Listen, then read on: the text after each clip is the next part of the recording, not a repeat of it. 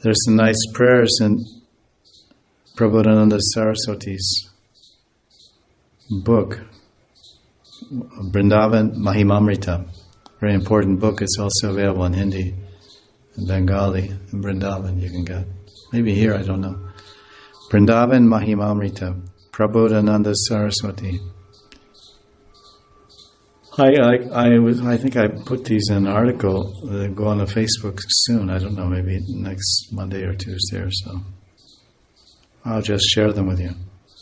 Because he considers, he lived a long time in Vrindavan himself, Prabodhananda Saraswati, maybe 30, 40 years.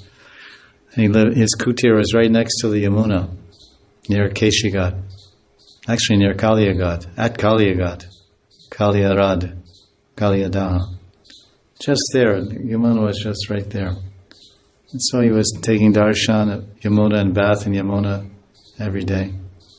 And writing wonderful books and deeply engaged in meditation and Lila Smaran, Radharasa Suranidhi, Chaitanya Chandramrita,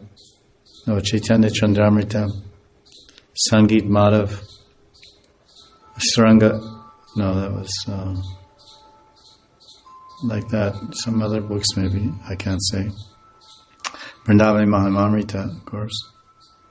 So there he has nice prayers where he considers, of course it's true because everything in the spiritual world is personal. Every single, what we call object, or vastu, or the water is personal, Yamuna Devi. The land is personal, Bhumi Devi. The air is personal, Vayodeva. The lightning bolts and rain clouds are personal, Indradev. The sun rays and heat and sunshine is personal, Suryadev. Every single thing. So the same thing as here, behind all the energy, behind all the Shakti is a personality. Shakti Shaktiman. So in the spiritual world, everything is actually transcendental and personal. So when Vishnu does not require the use of his Sudarshan chakra, which was his weapon to kill the demons and destroy the atheists, then that chakra, that form of the chakra, has another form of a four-armed Vishnu Rup form. And his name is Sudarshan, as you must be knowing, Sudarshan. So Sudarshan is a personality, just like Radharani is a personality. So she has a personal form. So the Kansha has a personal form. In Gaur Lila, there was one devotee in Gaur Lila, one Parisha, his name was Vamshivadan. Vamshivadan, in his biography, they say he's the incarnation of Krishna's flute. So of course, Vamshi is female, and Murali is female, and Venu is male. The three flutes of Krishna. But this devotee, of course, is a male, Vamshivadan. But nevertheless, because Gaur Lila, all the Sakhis and Mandris became males. Radharani became the Radhar Pandit, and Krishna is Lord Chaitanya. So they all took male forms. Ananga Mandri, although it's a different. Ananga Mandri is one of the Shaktis of Nityananda, you could say, Janava Mata.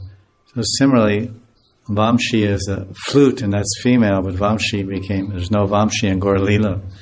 So Vamshi became Vamshivadan.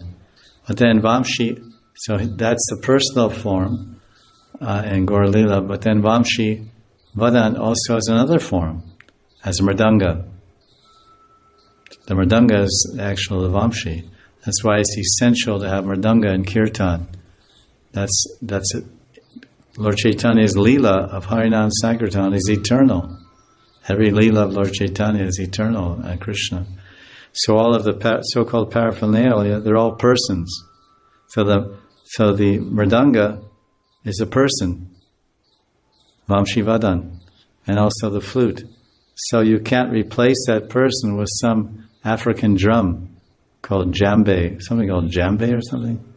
Djembe, some kind of looks like a damaru, a big like Lord Shiva's drum. It's wide and then narrow, like a waist, like a narrow middle, and wide top and a wide bottom, like a triangle, and you hold it under your arm, and it plays a very deep sound for the jungle music or whatever tribal music of Africa.